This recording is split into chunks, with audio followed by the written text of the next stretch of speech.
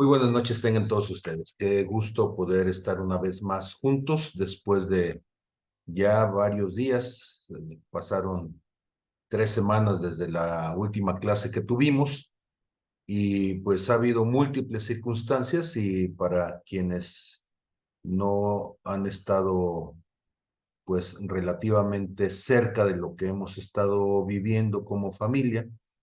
En la primera semana de octubre, mi esposa empezó a tener un dolor cada vez más intenso en su brazo. Ella se había caído de una bicicleta y le estuvieron dando terapias, pero hizo un movimiento fuerte y a partir de ese momento el dolor fue tan intenso, aún más de cuando se había caído. Eh, Fuimos entonces a sacarle una pues estudios clínicos en general, sí. Creo que fue una resonancia o algo así. No me acuerdo no me acuerdo. Y básicamente entonces resulta que un tendón, el, se llama supraespinal, que es el que permite que puedas levantar el brazo y tocarte la espalda, se estaba seccionando, se había hecho una calcificación y esa calcificación estaba rompiendo el tejido el tendón y era conveniente actuar rápidamente para evitar que la lesión fuera mayor. Y entonces la revisamos un viernes, algo así, y le preguntamos al médico, ¿cuándo la podemos operar? Y el médico dijo, bueno, pues si ustedes quieren ya, pues ya. ¿Sí? Dice, esto es algo que en medida que siga avanzando, las lesiones de este tipo pues son cada vez más difíciles de contener en medida que se va abriendo entonces el tejido y pues lo operamos en lo inmediato. Eso fue entonces la operación, fue el domingo 8 sí, creo que fue el 8 de octubre, sí. No, fue el 1 de octubre, creo. Y luego, hace una semana, el día jueves 12, yo me sentía muy inquieto, no traía en la cabeza muchas ideas para enseñar, era día de clase, pero andaba con un montón de cosas en la cabeza. Y en ese rato me hablaron que mi hermano acababa de tener un derrame cerebral y bueno, pues eso le dio sentido a toda la inquietud probablemente y fue pues estar ya atento a qué estaba sucediendo con ello. En la madrugada me fui al hospital y mientras estaba en el hospital me llega el mensaje de que mi sobrina Alexia acababa de tener también un derrame cerebral. Mi hermana venía en camino ese viernes, curiosamente viernes 13, este, venía en camino de la Ciudad de México, la acababa de dejar unas horas antes, ella tenía al momento 10 días de haber dado a luz y apenas se acababa de subir ella al camión 2 horas, 3 horas después, fue cuando empezó a sentirse mal y pues con el evento vascular inmediatamente hubo que hospitalizarla y operarla. Yo me fui con ella entonces ese mismo viernes para llegar allá en la noche, tomamos vuelo y llegamos en la tarde a México. Y pues estuve ya noche de viernes, sábado, domingo y el lunes en la mañana me regresé. Ok, con todo esto, ¿por qué digo todo esto? Porque indudablemente las reflexiones de quienes enseñamos giran alrededor de lo que está sucediendo. No es un misterio que enseñamos de lo que está pasando, ¿sí? Y entonces en esta noche yo quiero enseñar, ya me comí algunos minutos en esta introducción para darle contexto, pero yo quiero enseñar y va a ser una enseñanza en 2 tiempos.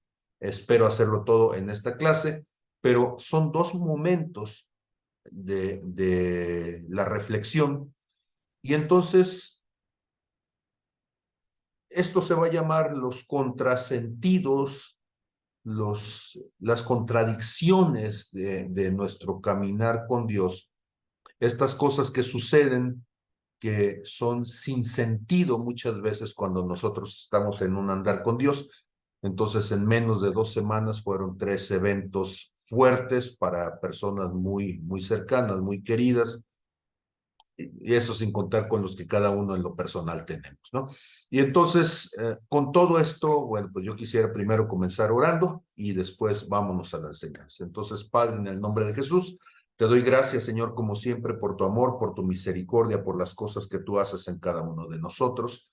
Te pido que traigas revelación a nuestros corazones, que nos permitas en esto que vamos a enseñar, nos permitas entender alguna cosa, Señor, que nos haga entender estos sinsentidos, estas contradicciones de nuestra fe, cosas que nos mueven, nos sacuden, a veces nos hacen incluso perder la dirección, la brújula, Señor, hacia ti, y que con todo esto podamos mirar lo eterno en medio de las circunstancias temporales. Entonces, gracias, Padre, en el nombre de Jesús. Amén, amén y amén.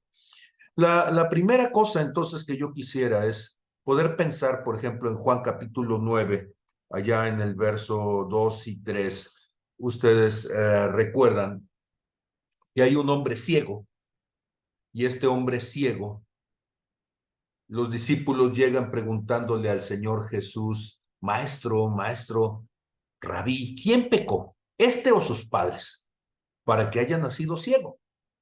Y le responde Jesús: ni este pecó ni sus padres. O sea, no estés, seguramente al decirlo de esta manera, quizá va a parecer que estoy torciendo la escritura, pero el Señor Jesús dice: no estés buscando culpables, ¿sí?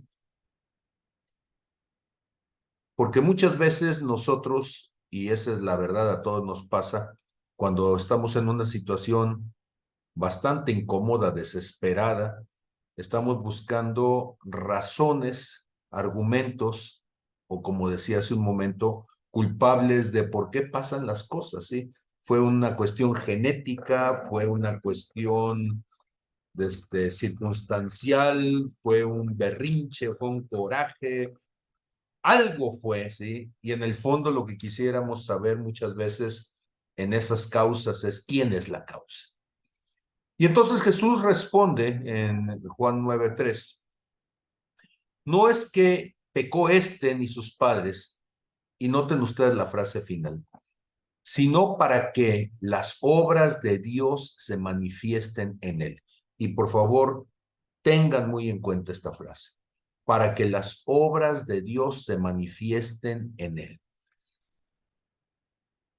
Voy a regresar seguramente a esta frase y no quiero gastarla desde el principio, pero digamos rápidamente que aún las personas más fieles a Dios, aún las personas más santas, aún las personas más perfectas, aún Jesucristo mismo, que es el modelo de perfección, enfrentaron situaciones que en su momento podrían haberles sido inexplicables. Cuestiones adversas que no tienen a veces que ver.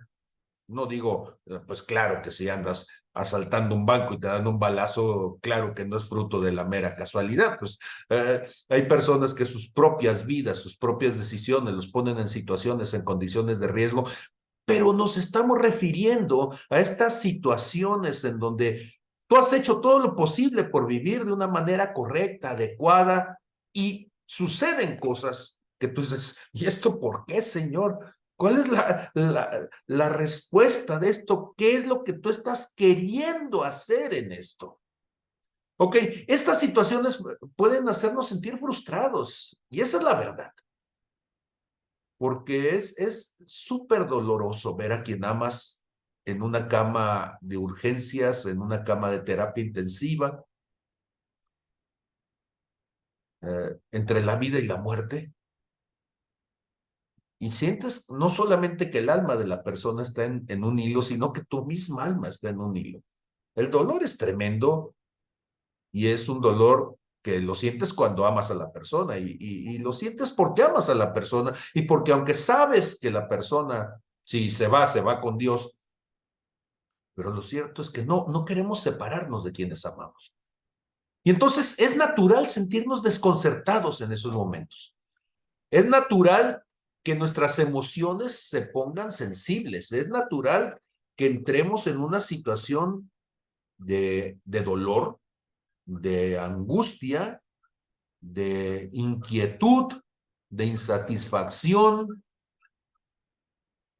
Cualquier cosa que podamos decir, ¿sí? Finalmente, lo cierto es que somos seres humanos.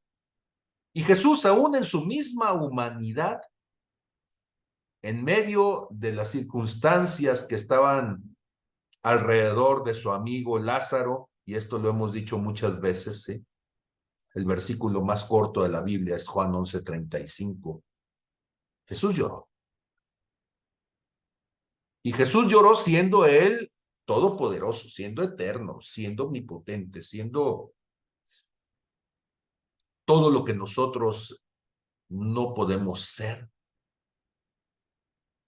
Y decimos, sé fuerte, bueno, pues él es la fuerza misma en persona, encarnado.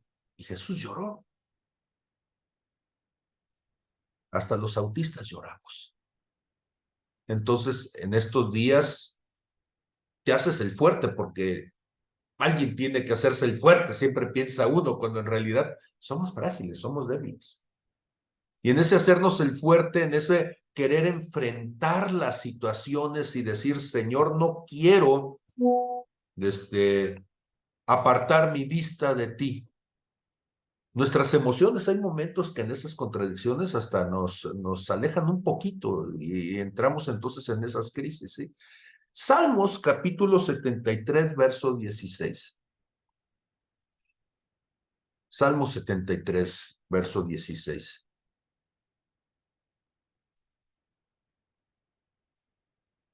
Nos va a decir lo siguiente.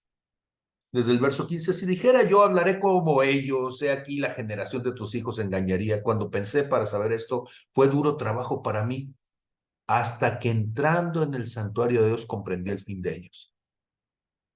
Y uno de repente dice, ¿y por qué hay gente mala? ¿Por qué otros qué? Y se pone uno a discutir con Dios y dice, Señor, y la gente buena, la gente que te está tratando de servir. Y Dios dice, no estés viendo lo que pasa con otros, ¿sí? Cada uno tiene su propio fin, su propio destino. Y dice, hasta que entrando en el santuario de Dios, comprendí el fin de ellos, pero también comprendí mi propio fin, comprendí que Dios tiene planes, tiene propósitos y que aún las cosas desesperantes como estas seguramente tienen un sentido, sí, porque Salmo 138, verso 8, lo hemos dicho un montón de veces, el Señor cumplirá su propósito en mí. Y entonces, en esas circunstancias adversas, uno se pregunta, Señor, ¿tienes un propósito en esto? El propósito es tuyo, es un ataque, es una lucha, es casualidad, es simplemente una estadística de los cielos. ¿Qué pasa con todo ello? Bueno, tenemos que darnos cuenta que nuestras emociones entonces son volubles, son cambiantes. Sí, pero la palabra de Dios es eterna. Mateo 24:35 dice, cielo y tierra pasarán, pero mis palabras no pasarán. Y a veces uno siente que el cielo y la tierra te pasan, pero te pasan encima en ese momento, ¿sí? Como aplanadora, y sientes que todas estas cuestiones que están pasando alrededor, pues te aplastan. En ese momento, entonces, ¿qué es lo que hacen ustedes? Bueno, pues lo que yo hago es tratar de acordarme, por ejemplo, de Hebreos 13:5, que Dios dice, nunca te dejaré, nunca te abandonaré, nunca te desampararé. Ahí voy a estar. Y Dios está presente y está involucrado en nuestras vidas, aunque en ese momento no se siente. En ese momento lo que se siente es dolor. En ese momento lo que se siente es inquietud, ansiedad, angustia, lo que ustedes me quieran decir. Sí, pero el primer ejercicio entonces que empezamos a hacer es como un ancla en medio del vendaval, agarrarnos a esa fe y decir, Señor, yo sé que tú estás. Yo sé que las cosas que tú me has dicho van a suceder. Yo sé que las promesas que tú hiciste, Señor, queremos verlas cumplidas, ¿sí? Y entonces nos viene la promesa de Dios, yo los sanaré, ¿sí? Pero pasan los minutos, pasan las horas y pareciera que Dios no llega a tiempo. Sabemos ahora que el tiempo de Dios es perfecto, ¿verdad? Y que Dios va a llegar en el momento que tenga que llegar y que Dios nunca llega tarde. Pero los tiempos de Dios son tan distintos de nuestros tiempos, dice 2 de Pedro 3:8. Oh, amados, y no ignoren esto, ¿sí? Que para Dios, nuestro Señor, un día son como 1000 años y 1000 años es como un día. Y entonces dice uno, ay, Señor, pues no te tardes los 5 minutos de allá, que aquí quién sabe cuánto tiempo vaya a hacerse. Porque nuestra perspectiva de lo que Dios podría hacer tiene una urgencia humana. Nosotros, honestamente, y a ustedes les pasa, a mí me pasa, que yo quisiera que Dios lo hiciera ahorita. Yo sé que Dios puede sanar, sí, pero Señor, si se puede que sane ahorita, humanamente, dice uno, Señor, hazlo conmigo. Y entonces comienzas a pensar cómo hombres de fe a lo largo de la Biblia tuvieron largos periodos de prueba y experimentaron también situaciones de dolor, de angustia, de quebranto. Y estos periodos de prueba no los podemos tomar como castigo, sino los tenemos que tomar como procesos de la vida, que son procesos de crecimiento. O sea, la muerte no es un castigo. La muerte es parte del proceso de la vida. Y todo lo que nos enferma y nos acerca a la muerte, pues es también parte del proceso de la vida y de la lucha por la supervivencia. Y la vida del hombre implica entonces esa constante lucha de supervivencia. Pero ojo, esta supervivencia no es un asunto meramente biológico. Esta supervivencia también es un asunto netamente espiritual. Porque el asunto no es que sientes que tu cuerpo se muere, sientes que tu espíritu está en crisis y que en esa crisis muchos mueren espiritualmente. El libro de Job, y se me venía a la mente esto del libro de Job, porque es un libro de contrasentidos, todos esos 42 capítulos. Sí, pero en el capítulo 42, allá en el verso 5, Job iba a decir, de oídas te había oído, mas ahora mis ojos te ven. Ahora, noten ustedes que cuando lo dice, lo está diciendo en el capítulo 42, de oídas te había oído. O sea que los 41 capítulos anteriores, Job está diciendo, es que en esos capítulos anteriores, todos esos 41, sí, bueno, lo estoy diciendo en el sentido, si ustedes quieren, jugando con los términos, pero lo que está diciendo es, hasta este momento de mi vida, no había tenido un encuentro personal. Hasta este momento de mi vida no había tenido el momento de verme cara a cara contigo, pero ahora mis ojos te ven. Sí. Y entonces en ese ahora mis ojos de Job, ¿sí? Cuando Dios le dice, ¿quién es el que oscurece el consejo sin entendimiento? Por tanto, yo hablaba cosas que no entendía, cosas demasiado maravillosas para mí que yo no comprendía, está diciendo Job. Dice, oye, te ruego y hablaré, te preguntaré y tú me enseñarás. ¿Sí? De oídas te había oído, mas ahora mis ojos te ven. Por tanto, me aborrezco, yo me aborrezco, o dicho de otra cosa, ¿sí? Me doy cuenta de mi necedad anterior. y me arrepiento en polvo y ceniza. Estos versículos son tremendos. Podría dedicarles mucho tiempo, pero quiero dedicarles un momento, un instante nada más. Y quiero girar alrededor de una idea en la que voy a profundizar un poco más adelante. Y es que para entender la vida, para valorar la vida, para aferrarte a la vida, curiosamente, necesitas enfrentarte a la muerte. Porque nadie sabe lo que es vivir hasta que está cerca de morir. Nadie valora la oportunidad de estar vivo hasta que esta oportunidad se le está escapando de las manos. Y lo que está diciendo Job es, ¿cuántos años yo viví sin conocerte? Sin valorar lo que entendía, lo que tenía, sin entender lo que me habías dado, hasta que hubo un momento en donde todas estas cosas estuvieron en la posibilidad real de perderlas. Ahora, no estoy diciéndole a nadie que juegue con la muerte, no estoy diciéndole a nadie que tome una pistola, le ponga una sola bala, le dé la vuelta, y si lo va a hacer, agarre un revólver, no agarre una automática, por favor, ¿sí? Porque es una mala broma si usted quiere, pero una automática nada más, la única bala que le meta va a entrar directamente entonces a la cámara, ¿sí?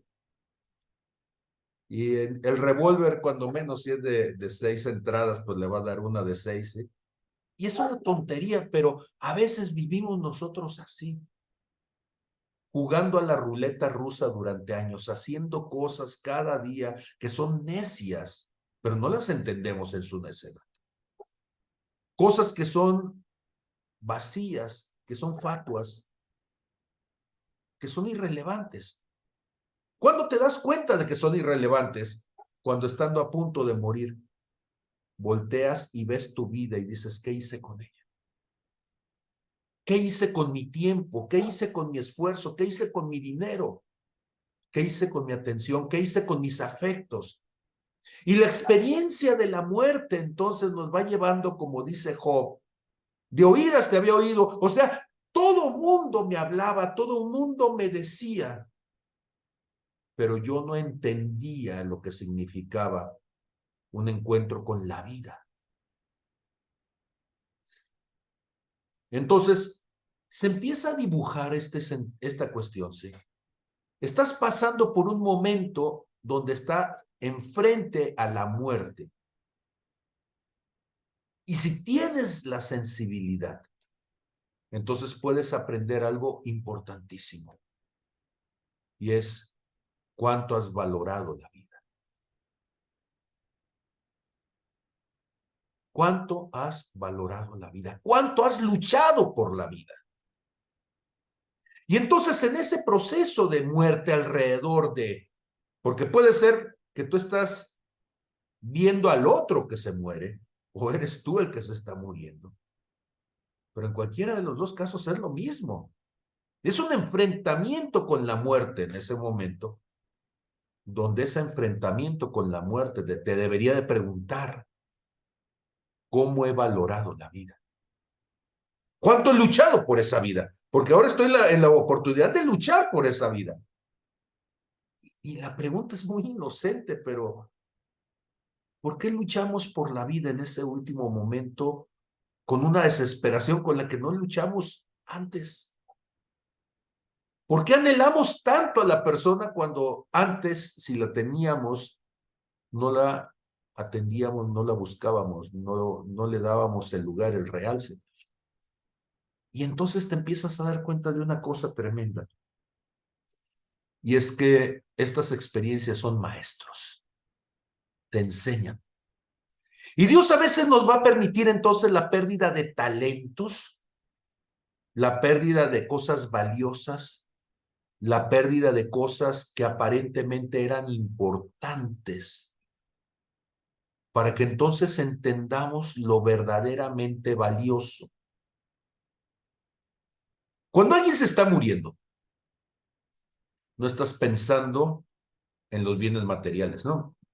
Si amas a la persona, estás dispuesto a deshacerte de esos bienes materiales con tal de poder darle a la persona la oportunidad de seguir luchando por su vida. Invertimos entonces para que la persona sea operada, como decía de mi esposa, o para que la persona tenga atención, tenga oxígeno, tenga tratamiento, tenga diagnósticos, tenga análisis, tenga cualquier cosa que le aumente la posibilidad de vivir. Y entonces todos nuestros bienes los convertimos en posibilidades. Y ahora una vez más es tiempo de preguntarse, bueno, ¿y por qué en condiciones ordinarias nos cuesta tanto invertir en posibilidades para el otro? Nos jala lo cotidiano. Estamos llenos de cositas irrelevantes todos los días, en donde las posibilidades se van en esas cositas superficiales e irrelevantes. Y no invertimos entonces nuestro tiempo en posibilidades que le den mayor sentido a la vida del otro, que le den más oportunidades a la vida del otro. Y entonces empezamos a dar cuenta que la sabiduría de Dios está aparentemente más allá de nuestra comprensión. Es que Dios es tan complejo. No es cierto. No es cierto. Dios es tan sencillo. Tan sencillo que pone a la vida en primer lugar. Lucha por la vida. Cuando estás allí en terapia intensiva, ¿por qué estás luchando? Por la vida. Y Dios dice, eso lo hubieras hecho toda tu vida. ¿Cuántas cosas que tienen que ver con la lucha por la vida no las llevamos a cabo? Cosas como que yo sé que soy el peor ejemplo para hablar de eso, ¿sí? Y mi cuerpo da testimonio de que no soy un atleta consumado, ¿sí? Sí, pero hacer ejercicio es luchar por la vida. Poner orden en tu cuerpo, poner orden en tu alimentación, poner orden en tus hábitos, es luchar por la vida. No necesitas llegar a terapia intensiva para luchar por la vida. Puedes luchar por la vida y no tener que pasar por terapia intensiva. Poner atención a lo que estamos viviendo, a lo que estamos haciendo. Poner atención a nuestros tiempos de trabajo y de descanso. Poner atención a nuestros tiempos de relaciones. Eso es luchar por la vida.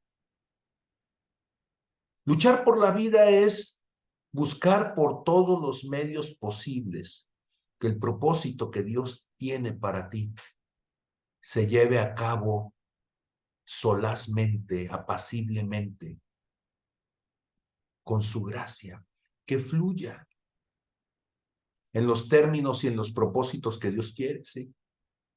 A veces, ¿sí?, nos preguntamos, como dice Job, capítulo 11, en el verso 7, y seguimos con este señor Job. Buenísimo Job para este tipo de temas, ¿verdad? Sí. Y entonces, allá en capítulo 7, en el verso 5 y siguientes, dice Job, mas, oh, ¿quién diera que Dios hablara y abriera sus labios contigo y te declarara los secretos de la sabiduría que son del doble valor de las riquezas? Conocerías entonces que Dios te ha castigado menos de lo que tu iniquidad merece. O dicho de otra manera, Dios te ha tenido misericordia. Dios ha sido bueno, ha sido fiel, ¿sí? Y entonces dice, ¿descubrirás tú los secretos de Dios? ¿Llegarás tú a la perfección del Todopoderoso, que es más alta que los cielos? ¿Qué harás? Es más profunda que el Seol. ¿Cómo la conocerás? Su dimensión es más extensa que la tierra y más ancha que el mar. Ojo, ojo con esto, que lo está diciendo gente antes de la muerte de Cristo. Y lo está diciendo sin entender que cuando nosotros decimos, descubrirás tú los secretos de Dios, y yo digo, yo sí. ¿Llegarás tú a la perfección del Todopoderoso?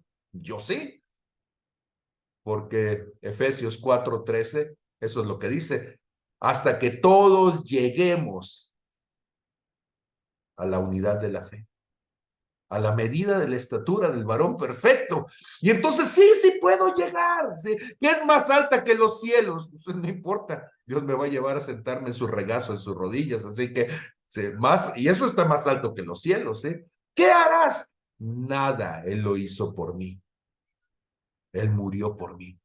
Es más profunda que el Seol. Sí, pero Él bajó por mí. ¿Cómo la conocerás? No necesito escarbar porque Él dice, el Espíritu Santo nos revelará todas las cosas. Y entonces, cuando decimos estas cosas, de repente, nosotros lo leemos y nos quedamos en la dimensión humana de decir, es que no se puede. Claro, en lo humano no se puede, pero en la relación íntima con Dios sí se puede. En la relación con el Espíritu Santo es Él quien lo hace. Y entonces resulta que cuando tú estás en una situación adversa frente a la muerte misma, más que decir, Señor, ¿cómo lucho con esto? Es decir, Señor, ¿qué me quieres enseñar con esto? ¿Qué me quieres mostrar con esto? ¿Cuál es tu propósito, Señor? No solamente para mí, sino para mí, la persona que está allí conmigo, para mi familia, para nuestro entorno. Señor, muéstrame cómo hay vida en esta experiencia de muerte. Muéstrame, Señor, cómo hay esperanza en esta situación adversa. ¿Cómo estás tú en cada situación, en cada momento, en todo lo que está sucediendo? Y mientras el otro está en un coma, cómo tú sigues hablando a su espíritu, cómo tú sigues revelándole, Señor, la eternidad, allí postrado en medio de los tubos, Señor, en medio de los aparatos electrónicos que están marcando el pulso de su vida, allí, Señor, tú estás hablando más fuerte que todos ellos. Y entonces, el ser capaces de poder ver eso en medio de estas situaciones que aparentemente parecen razones inexplicables. Tú dices, Señor, es que es inexplicable esto que está pasando. Déjame decirte algo que es inexplicable, el amor que Dios tiene por ti. Eso es inexplicable. Porque tú podrás decir, es inexplicable esta enfermedad, es inexplicable este accidente, es inexplicable. No, es inexplicable que siendo como somos, Dios nos ama como nos ama. Es inexplicable que Él haya querido morir para que yo tenga vida eterna. Es inexplicable cómo las experiencias más fuertes, más dolorosas, más descarnadas, lo único que hacen es acercarme a ponerme cara a cara con Él. Y toda situación que humanamente parecería una maldición en su presencia, por la oportunidad de tener esa relación cercana, personal, directa, se convierte en una bendición a la larga. Porque ahí lo conozco cara a cara. Ahí me doy cuenta de que Dios ha hecho una cosa tremenda. Mi hermano tuvo el infarto cerebral, el derrame cerebral, más bien dicho, a las 7:30 de la noche. Lo llevaron, ingresó a las 9:30 de la noche, entre el que sucedió todo esto, lo llevaron, lo ingresaron 9:30 de la noche. No tenía movimiento todo lado izquierdo, ¿sí? No sé si técnicamente podríamos decir hemiplegia, pero no se puede mover del lado izquierdo. El evento fue del lado derecho, ¿sí? En la zona en la zona temporal superior, ¿sí? Cerca acá ya del parietal. Y entonces no tiene capacidad de articular pensamientos, no tiene capacidad de hablar, está hablando sin sentido, no tiene capacidad de sostener sus brazos, sus piernas, se cae, es difícil levantarlo, lo tienen que levantar entre varios, se lo llevan. Pero noten ustedes, 6 de la mañana, él despierta. Yo estaba ahí junto a la cama. Su esposa había estado velando pues había estado con él, no había dormido, yo llegué en la madrugada, comentamos, ¿sí? Y entonces estuve ahí orando, pidiéndole a Dios. No estoy diciendo que yo haya hecho nada en especial, no, jamás diga yo eso. Y él se despierta, está medio desorientado, ¿sí? Y le pregunto, ¿cómo estás? Y me dice, bien, ¿sí? Me contestó como si estaba modorro, no como si tuviera un derrame, ¿sí? Poco después llega Gustavo Crespo, que está aquí, ahorita en la grabación. Y Jorge empezó a platicar. Estaba platicando de los planes y pues ya ven que les platica pues con gracia, ¿sí? El médico llega y le pide que levante sus brazos y él tiene movimiento, ¿sí? 6 horas después, 8 horas después del derrame, ¿sí? Él tiene movimiento en su parte izquierda. Puede levantar el pie, puede levantar el brazo, puede mover los dedos, ¿sí? Tiene movimiento, motricidad gruesa, motricidad fina. Tiene ubicación espacial, tiene ubicación temporal, puede evocar todo lo que estuvo sucediendo durante el evento, recuerda perfectamente. Y a mí que me ha tocado ver casos terribles, ¿sí? Yo estoy sorprendido diciendo, Señor, eres grande. Y entonces uno está delante de la muerte. Y siempre delante de la muerte nos distraemos. Hace años, cercano a los días de mi cumpleaños, por cuestiones de trabajo, he contado este testimonio algunas veces, por cuestiones de trabajo tuve que ir a revisar, en aquel tiempo yo era el director de planeación en la universidad, y fui a revisar entonces una de las escuelas que estaban bajo mi cargo, a Caponet. Venía de regreso ya en el momento en que, dicen, el rancho empieza a pardear, se estaba ocultando poco a poco el sol. Todavía había algo de luz. Yo venía en un carro institucional, un Suru blanco, y hay una persona que está en la carretera, lo alcanzo a ver, es una recta muy larga donde voy, ¿sí? Lo que llaman, la gente que maneja llama columpios a eso, son rectas largas donde vas de un cerro a otro, bajas al valle y luego vuelves a subir. Y alcanzo a ver, sí, a 500 metros, sí, a una persona que me hace la parada. Pues no tiene, para mí no tenía sentido que yo me parara. Esta persona entonces, como ve que no me detengo, lo que hace es, veo que saca un arma larga, ¿sí? Un rifle, y me apunta.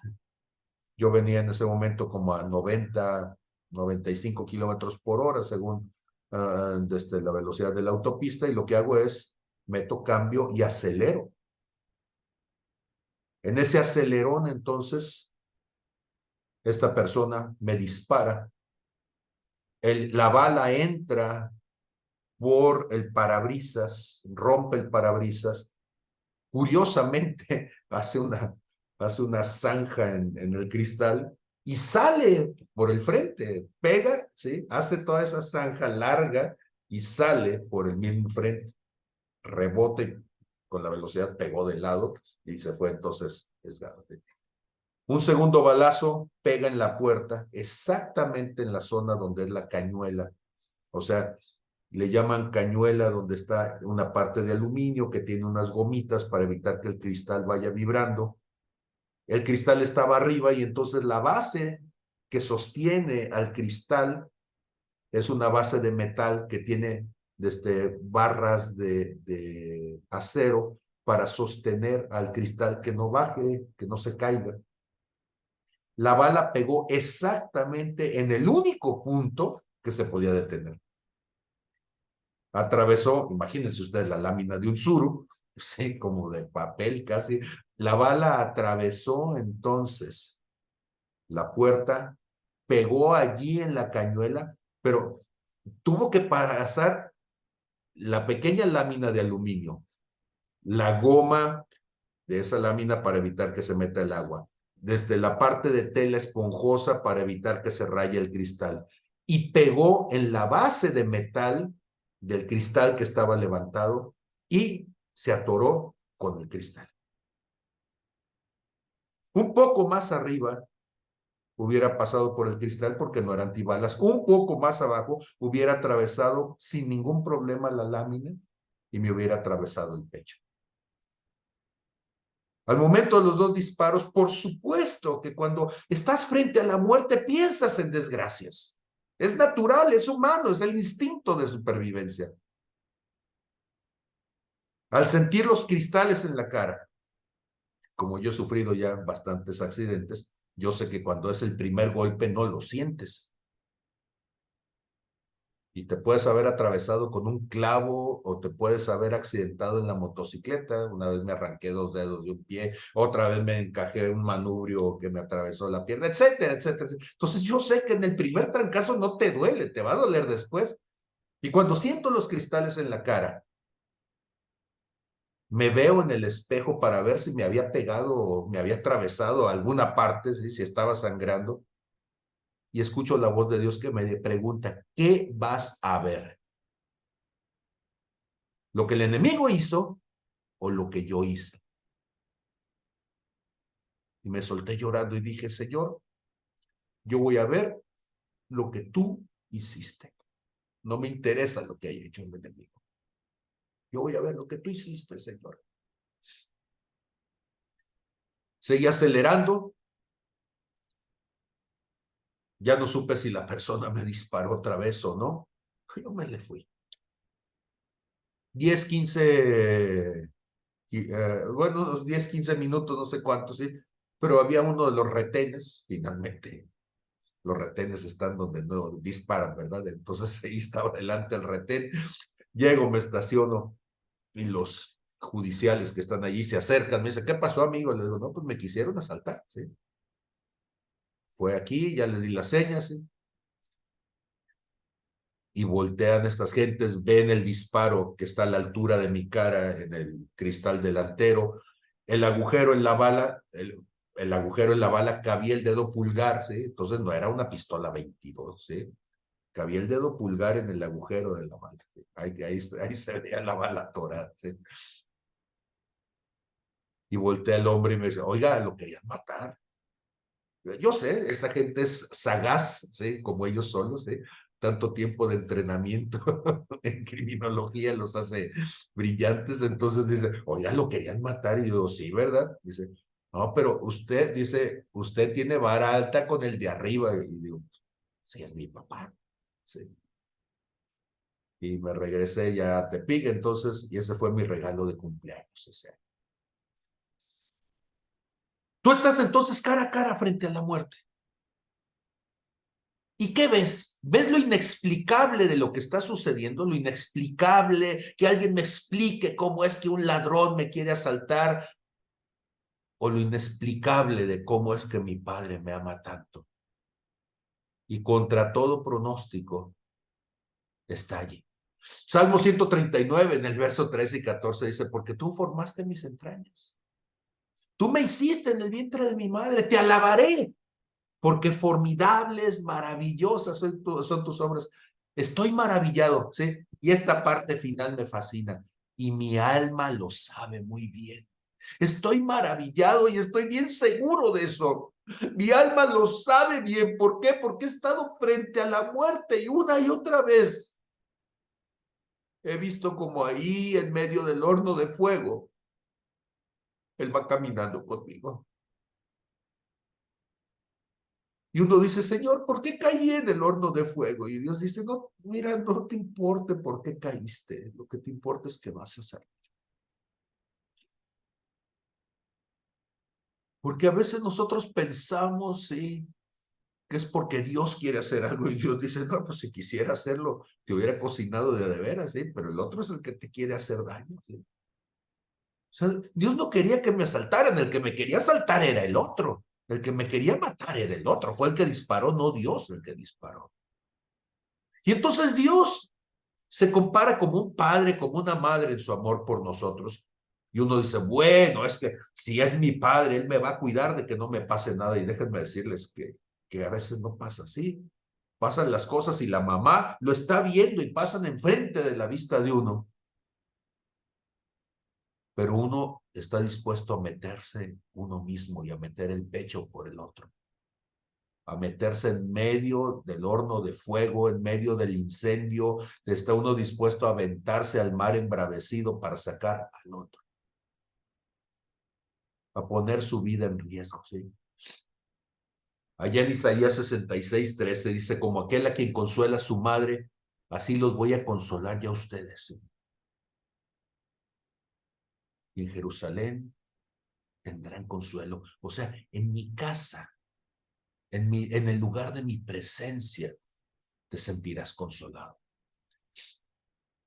Y entonces, pues Dios sufre con nosotros en nuestro dolor, aunque no lo entendamos y aunque no lo veamos, ¿sí? Él siente nuestro dolor y sufre con nosotros nuestros procesos de vida. Isaías 63:9 dice, en toda angustia de ellos él fue angustiado, y el ángel de su faz los salvó. En su amor y en su clemencia los redimió y los tomó y los llevó todos los días de la antigüedad. Ahí en medio, junto a él, ¿sí? Y yo puedo recordar tantas oportunidades de morir, tantas oportunidades que he tenido, que a no ser que el argumento de que Dios tiene un propósito en mi vida lo haga válido, sería demasiada casualidad. Una y otra vez, desde el vientre de mi madre, desde recién nacido, desde un montón de cosas, ¿sí? Platicaba con alguien en estos días y le decía que hay veces que la gente dice, ay, es que a fulano le pasan tantas cosas, y mire que a mí me han pasado un montón de cosas, ¿sí? Habemos gente que tenemos esta gracia de que si tiran una piedra en medio de 100 nos va a caer a nosotros en la cabeza, y alguien dice, oye, pues qué mala suerte tienes, siempre te toca el trancazo. Le digo, no, la cosa curiosa, ¿sí? Una vez vi una película de alguien que así le pasaban un montón de cosas, ¿sí? Y se caía por las cataratas, ¿sí? Y desde se le hundía la lancha y lo perseguía el cocodrilo. Y al final de la película, si alguien le dice, es que tú tienes mala suerte, ¿sí? Y él dice, ¿cómo? ¿Yo tengo mala suerte? Sí, tú tienes mala suerte. Dice, qué curioso, yo siempre creí lo contrario. Dice, porque tantas cosas que me han pasado y siempre he salido bien librado, cuando gente con una sola de estas cosas se hubiera muerto. Entonces yo me siento suertudo y afortunado, porque tantas cosas he pasado. Y estaba pensando en mi hermano, ¿sí? Que estuvo cuando el COVID, ¿sí? Estuvo internado en terapia intensiva, y pasó ahí 2 semanas aislado y a punto de morir, y murieron gente a su alrededor, y él sobrevivió. Y entonces diría, qué mal que se enfermó. Yo diría, qué bien que sobrevivió. Qué mal que le dio un derrame. Qué bien que Dios lo levantó. Dios tiene un propósito en la vida y Dios está terco a que sobreviva y que diga que se cumpla el propósito. Y dice uno, Señor, pero ¿no habría otra manera de aprender? Y Dios dice, no sé, dime tú. Porque no soy yo el que quiere matarte. Si yo quisiera matarte, seguramente ya lo hubiera hecho. Yo soy el que quiero que vivas. Cuando nosotros entonces empezamos a cambiar el argumento y en lugar de ver a Dios como el que tiene algo en nuestra contra, lo vemos como el que está a nuestro favor. Y entonces me voy a ir rápidamente a la otra parte, ¿sí? Porque puedo seguir dándole vueltas a esos sinsentidos, pero Santiago 1, en el verso 2 al 4, y esto seguramente ustedes lo han revisado en más de alguna ocasión. Santiago nos va a decir, hermanos míos, tened por sumo gozo, o sea, pónganse bien contentos Estén felices, siéntanse afortunados cuando se hallen en diversas pruebas. Y uno dice, Señor, ¿cómo me voy a sentir bienaventurado cuando esto está horrible, es doloroso, Señor, es angustiante? Cuando, Señor, se siente uno desfallecer, y esa es la verdad. Y está uno llore y llore en medio de eso. Y él dice, siéntete afortunado, ¿sí? Sabiendo que la prueba de tu fe produce paciencia, mas tenga la paciencia su obra completa para que sean perfectos y cabales, sin que les falte cosa alguna. Dice, no, Señor, ¿cómo voy a estar contento por esto? Y lo que Dios entonces nos empieza a decir es que el asunto no es lo que pasa, no es lo que está pasando. Si estuviéramos juntos en la congregación, les diría, digan conmigo, no es lo que está sucediendo, es lo que está provocando en mí esto que está sucediendo. No es lo que está pasando ahorita, es lo que va a suceder conmigo a partir de esto que estoy viviendo. En Hebreos capítulo 2, allá en el verso 14 y 15, Hebreos es un libro que me fascina, a mí honestamente es uno de mis libros favoritos, ¿sí? Y entonces Hebreos capítulo 2, en el verso 14, ¿sí? Voy para allá. Dice, así que, por cuanto los hijos participaron de carne y sangre, él también participó de lo mismo.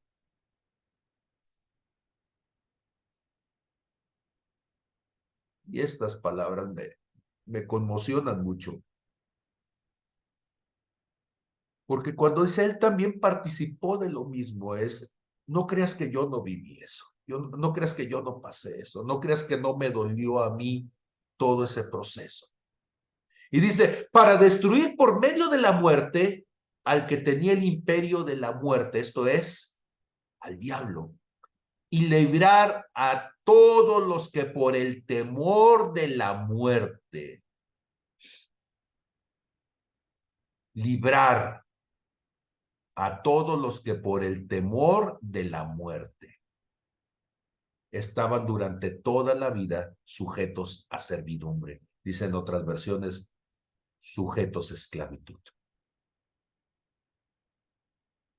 ¿Le temes a la muerte? Eso me lo ha preguntado Dios un montón de veces. ¿Le temes a la muerte? Yo le he dicho, Señor, yo no. Bueno, ¿le temes a la muerte de alguien que amas? O sea, ¿se le temes a la muerte de tu esposa? ¿Le temes a la muerte de tus hijos? ¿Le temes a la muerte del otro? Yo no sé cuál es la muerte que tú temes, pero déjame decirte que ahí nos conmociona, el corazón nos tiembla. Porque tú podrás decir, no, yo no, y yo lo digo, yo no. Para mí, el morir es ganancia. Y Dios dice, sí, mira tú, sí, como dicen en mi rancho, sí, sí, mira chucha, ¿verdad?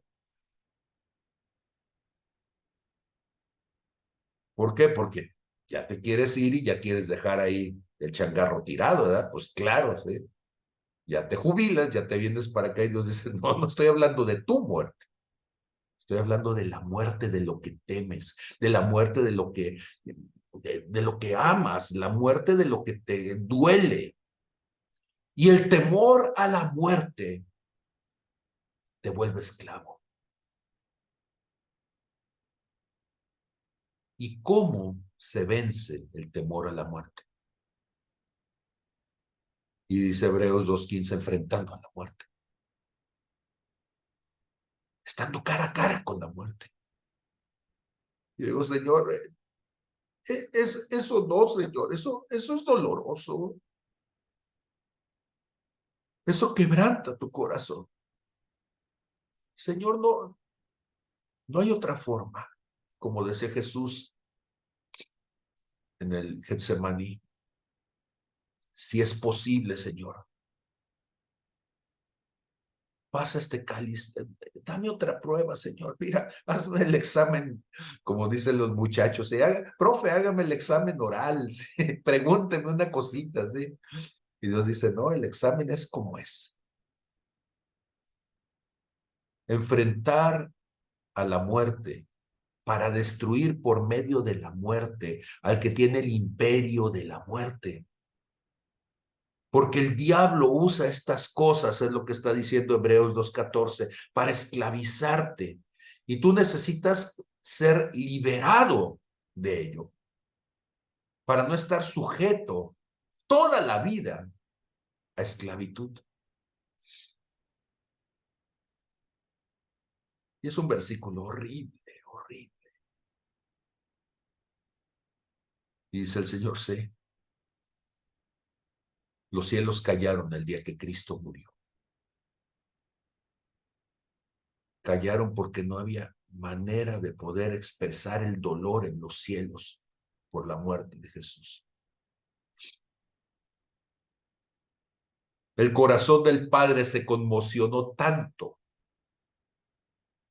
que el dolor del Padre hizo temblar a la tierra, de tal manera de que se cimbró toda la tierra, sacudió el templo, se rompió el velo del dolor en el corazón de Dios. Un dolor, un temblor como de infarto, si quisieras decirlo así. Y Dios dice, sí, también yo sé eso. También yo sé lo que duele perder a alguien que amas. Y entonces resulta que cuando uno piensa en esas cosas,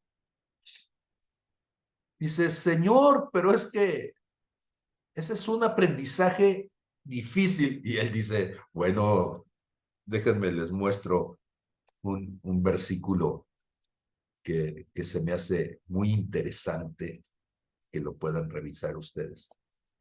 Es Isaías capítulo 53. Este versículo en el Instituto Bíblico uno se lo tenía que aprender de memoria, ¿sí?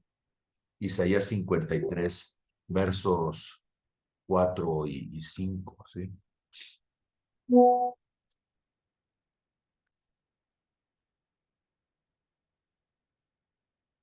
Dice Isaías 53.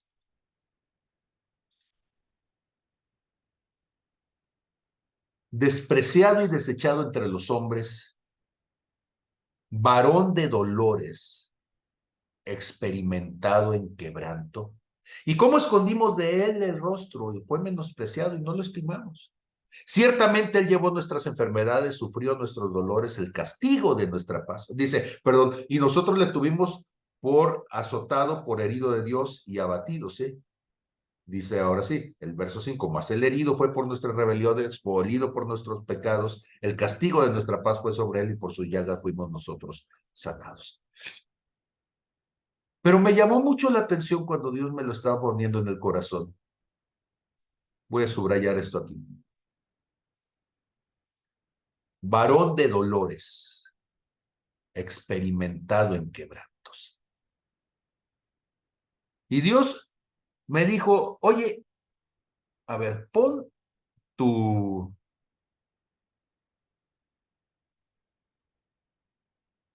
strong, ¿sí?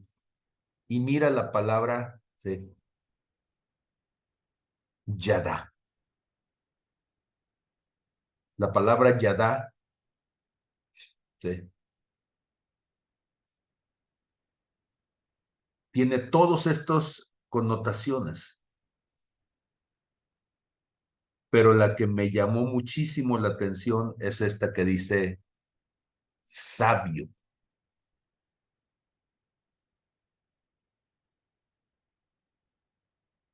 ¿Saben cuál es el equivalente de este pensamiento? El nivel más alto en la formación humana es el doctorado. Y supuestamente yo tengo dos. Y Dios me dijo, Él es doctor en dolor y sufrimiento. es doctor en quebrantamiento. ¿Tú quieres ser como Jesús? ¿Tú quieres tener el corazón de Jesús? Te falta titularte, graduarte, terminar tu tesis en quebrantamiento.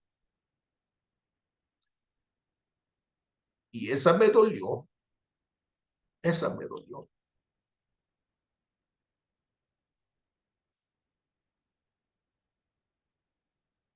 Porque las cosas que he estudiado, ninguna de ellas ha sido tan dolorosa como el quebranto del corazón.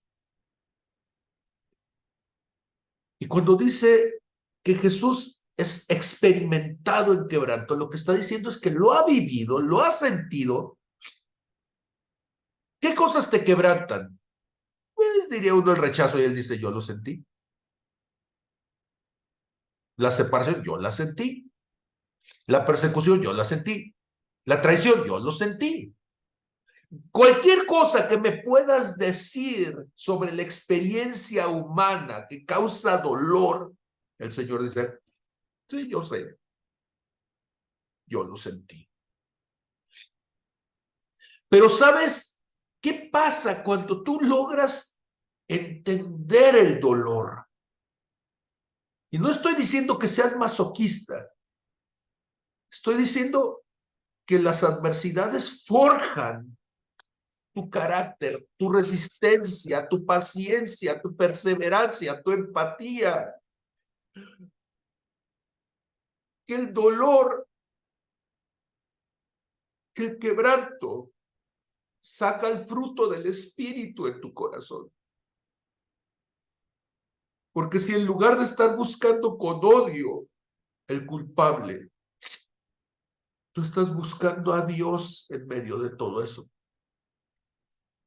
vas a desarrollar más efectivamente el fruto del espíritu a través de vencer tu condición humana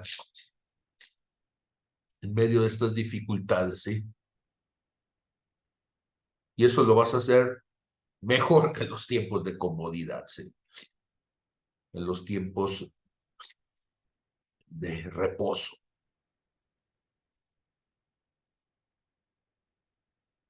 Es una forma tremenda de convertirte en discípulo de Jesús. Porque cuando nosotros hablamos de la palabra disciplina, no estamos hablando de disciplina como golpe, como garrotazo, sino que tendríamos que entender que la palabra disciplina y la palabra discípulo tienen la misma raíz, que implica a alguien que es formado, alguien que es desarrollado, alguien que es enseñado.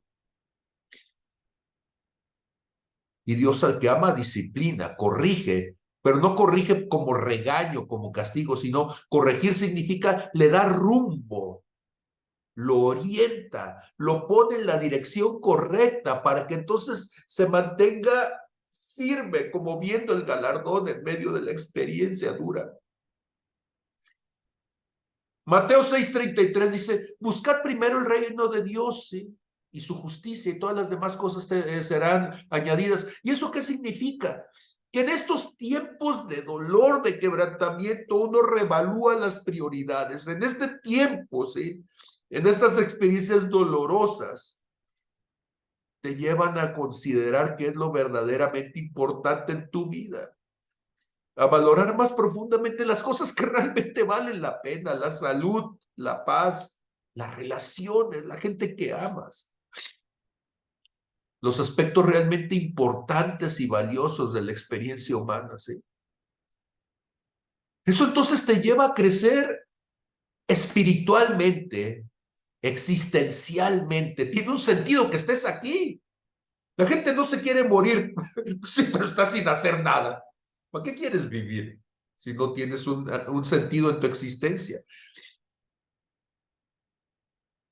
Y necesitamos darle un valor existencial. Y entonces, estas experiencias que son tan dolorosas pueden llevarte a explorar preguntas profundas sobre el propósito de tu vida, sobre el significado de quién eres, sobre el sentido de tu espiritualidad, ¿sí? Y todo eso te puede resultar en un crecimiento y en un desarrollo en tu espíritu como hijo de Dios para crecer a la imagen y semejanza de Jesús.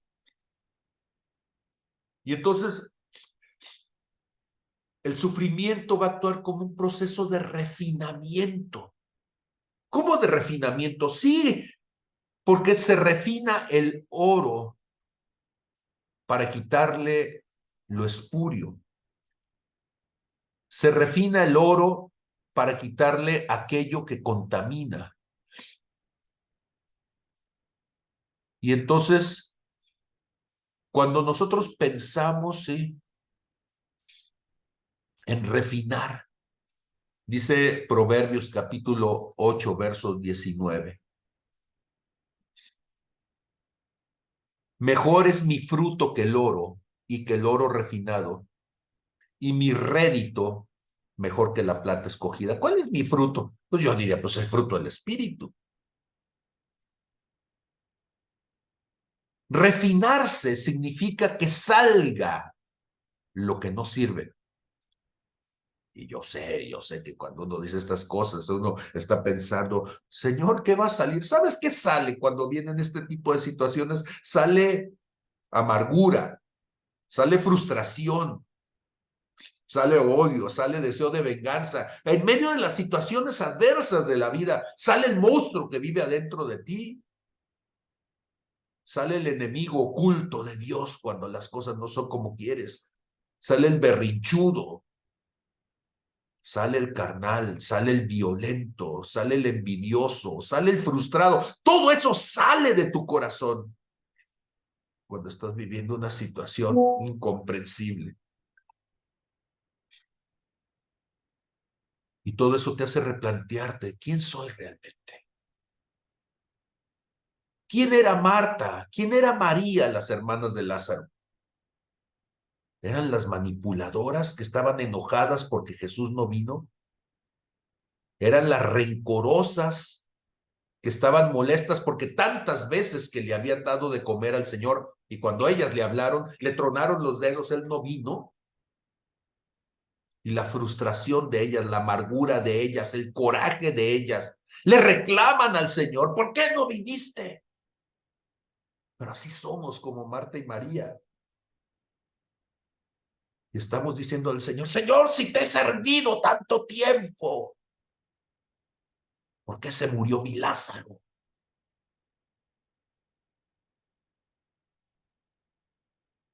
¿Por qué se murió? ¿Por qué se accidentó? ¿Por qué le pasó esto? Y empezamos a reclamarle al Señor. Y entonces el Señor comienza a refinarnos, porque esas cosas empiezan a salir de tu corazón. Y Él te empieza a decir, mira lo que hay aquí.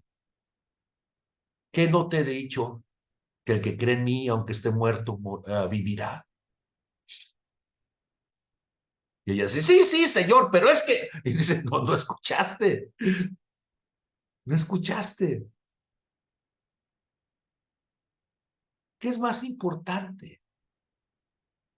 ¿Vivir otro día en esta carne o vivir una eternidad con Él? Y estamos tan pendientes de lo natural que no nos damos cuenta de cómo todo esto que está en nuestro interior, lo que termina haciendo es robarnos la oportunidad de lo eterno. Y entonces este proceso de refinamiento te va a ayudar a desarrollar tu carácter a la imagen y semejanza de Jesús, te va a ayudar a ser resistente ante la tentación de querer corromperte, juzgando, amargándote, frustrándote, llenándote de todos estos sentimientos negativos, te va a ayudar a mantenerte en la fe. Y como el oro refina, se refina allí en el crisol, en el fuego, así tu fe se va purificando y se fortalece en medio de todo eso porque vas diciendo, Señor, perdóname. ¿Quién soy yo para juzgar? ¿Quién soy yo, Señor, para juzgarte a ti? Para querer buscarte como culpable a ti, Señor. Primero de Pedro 1, 6 y 7 dice, en esto se alegren, aunque por ahora, por un poco de tiempo, si es necesario, tengan que ser afligidos en diversas pruebas, para que sometida a prueba su fe, mucho más preciosa que el oro, el cual, aunque perecedero, se prueba con fuego, para que su fe sea hallada en alabanza, gloria y honra cuando sea manifestado Jesucristo. Cuando nosotros pensamos cómo cuando pasamos estas situaciones tan dolorosas, estamos desarrollando empatía, porque aquellos que han experimentado el dolor o el sufrimiento personal terminan desarrollando una mayor capacidad para empatizar con otros que están viviendo situaciones iguales. La gente dice, ay, lo siento, ¿de veras lo sientes? ¿Has perdido a alguien? ¿Te ha dolido? Porque eso se nota en el tono. La soberbia es de aquel que no ha perdido nada. Y tú dices, ¿cómo no? Se me murió, sí, pero se te murió gente que ni te importaba. Sí, porque lo que te importa, lo que tiene tu corazón, ahí te tiene agarrado. Por eso eres egoísta, por eso eres avaro, por eso eres envidioso, por eso eres de corazón duro, por eso eres peleonero. Porque realmente lo que te importa, eso no lo has perdido, al contrario, lo tienes atesorado y estás esclavizado por ellos, ¿sí? Y entonces cuando nosotros empezamos a sentir empatía a través de ese dolor, empezamos a entender el sufrimiento de Cristo también, porque entendemos cómo Él sufrió por otros, cómo le dolieron otros. En Filipenses 3:10 dice el apóstol Pablo, y conocerle a Él y el poder de su resurrección y la participación de sus padecimientos, llegando a ser semejantes a Él en su muerte. Varón de dolores, experimentado en quebranto, doctor en sufrimiento. Y dice Filipenses, cuando tú le conoces, cuando entiendes el poder de la resurrección. ¿Y cómo conozco el poder de la resurrección? Porque me he enfrentado a la muerte. Porque he visto a la muerte cara a cara. Es más, ¿sí? He aceptado que la muerte es parte del proceso. Y cuando lo he aceptado como parte del proceso, he podido ver la vida más allá de la muerte. Y entonces apreciamos la vida. ¿Cómo es que es apreciar la vida? ¿Sí? En esto comencé y en esto ando terminando, ¿sí? Porque después de superar este tipo de periodos de dolor, estos momentos horribles de adversidad, tú empiezas a desarrollar una mayor gratitud y apreciación por la vida. Valoras los momentos de alegría, valoras los momentos de felicidad, sí, con más intensidad. Se convierte todo esto en un medio de alabar a Dios, de glorificarle. Porque aunque pueda parecer contraintuitivo, contradictorio, los cristianos glorificamos a Dios en medio del sufrimiento. No lo glorificamos por sufrir, no, lo glorificamos porque aunque estamos sufriendo, nuestra visión está puesta más allá del sufrimiento. Y mostramos fe, esperanza y amor en estas circunstancias adversas, ¿eh? Y eso nos lleva al versículo de inicio, ¿verdad? Y tú dices, Juan 9, 2 y 3, cuando le preguntan, Señor, ¿y quién pecó? ¿Sí? ¿Quién es el culpable? ¿A quién, Señor, juzgamos por esto? ¿Sí? ¿A sus padres, a él o a quién? Y decía que este versículo lo íbamos a dejar para poder tenerlo al final, ¿sí? Dice, no, no es que pecó este ni sus padres, sino para que las obras de Dios se manifiesten en él. Y uno dice, ese versículo a mí me caía gordo. Decía, Señor, ¿por qué las obras de Dios se manifiesten en él? Ok. Cuando uno piensa en las obras de Dios, ¿en qué estás pensando? Yo no sé en qué estás pensando tú, pero Dios está pensando en muerte y resurrección. Porque eso es lo que obró en Jesús. La muerte y resurrección de Jesús. Tú ves a una persona que ha pasado por estas cosas y las ha entendido, las vivió hasta lo más profundo, las lloró, las sufrió, murió con ellas. Y después de eso te limpiaste las lágrimas y dijiste, sí, Señor, bendito seas. Y en la muerte y resurrección te levantas y todo el mundo esperaría que estuvieras enojado, frustrado, amargado, ¿sí? Y tú dices, bendito sea Dios. Todo es una bendición. Han sido 3 semanas de bendición. ¡Ay, qué bendición! Sí. Y dice uno, no, esas bendiciones no quiero. Y Dios dice, no es lo que sucedió. Es si entendiste el proceso, es lo que pasa en ti.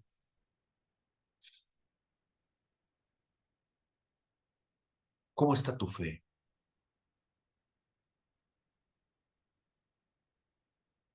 Porque tú sabes cómo está tu fe en la medida de tu gratitud o amargura. Una persona amargada no tiene fe.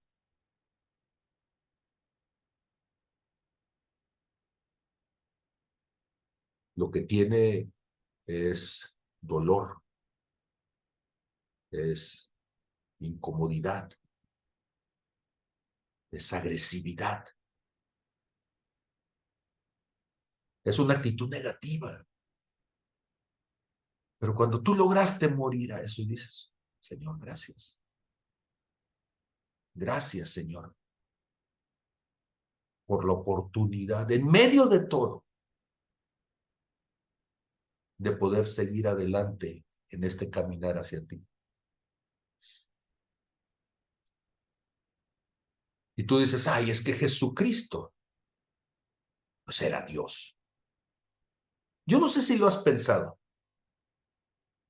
pero cuando Jesucristo llegó con sus discípulos, Tomás el Dídimo había dicho, yo no voy a creer que era Jesús hasta que lo vea cara a cara, hasta que pueda ver la herida del pecho donde metieron la lanza, hasta que pueda meter mi dedo en donde estaba el agujero de los clavos. Y cuando Jesús se acerca con él, llega y le dice, mira, ven, Tomás, acércate. Le muestra el pecho y tiene el agujero de la lanza. Tiene la herida del clavo en la mano y se le acerca y le dice, mete el dedo. Esto que voy a decir, pon atención, ¿sí? Para que entiendas lo delicado que es esto. Jesús ya resucitó, pero su cuerpo glorificado está agujerado. Tiene los agujeros de los clavos en las manos, tiene los agujeros de los clavos en los pies. Es el cuerpo glorificado, es el cuerpo eterno de Dios. Y en el pecho tiene un agujero a la altura del corazón. Y déjame decirte que hay heridas que son eternas. Y esas son las heridas de amor. No se van a borrar. ¿Cuál es la diferencia? Que ya no duelen. Jesús le puede decir, mira, mételo. A mí no me duele. Mételo. Con tu dedo. ¿Sí? Atraviesa la mano con tu dedo. Ahí va a estar la herida. No se me va a olvidar. No se me va a olvidar que morí por ti. No se me va a olvidar que sangré por ti. Que mi corazón quedó abierto y traspasado para ti. Y va a estar traspasado siempre, abierto siempre para ti.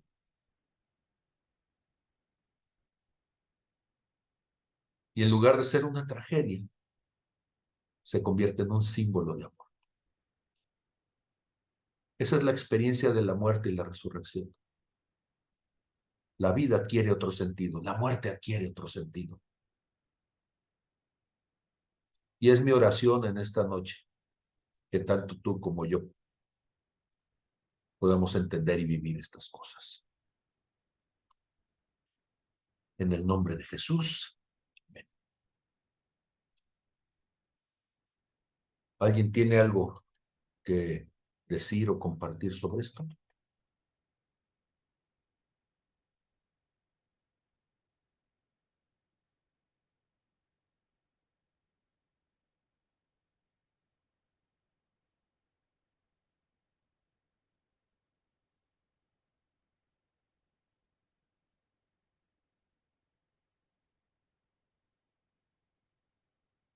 Pues entonces les deseo un excelente provecho espiritual. A ver, Fer, ¿ibas a hablar, perdón?